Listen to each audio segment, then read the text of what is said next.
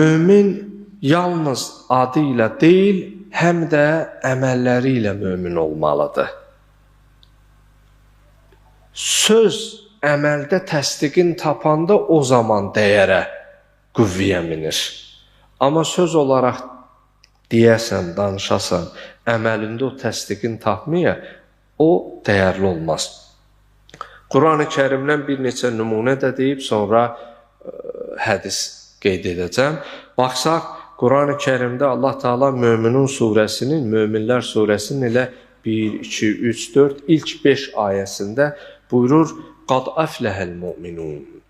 Deməli, bildik ki, imanın, möminin o 5 xüsusiyyətini saydı.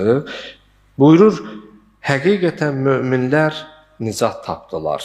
Əl-ləzīnəhum fi salatihim xaşiun. O kəslər ki, öz namazlarında xuzu, xuşu, müti halındadılar. وَالَّذِينَهُمْ عَنِ اللَّغْوِ مُعْرِضُونَ. Möminlər o kəslərdir ki, faydasız söz və əməllərdən üz çevirərlər. Boş-boşuna, hədər, bihudə sözlər danışmazlar. Vaxtlarını mənasız şeylərlə keçirməzlər.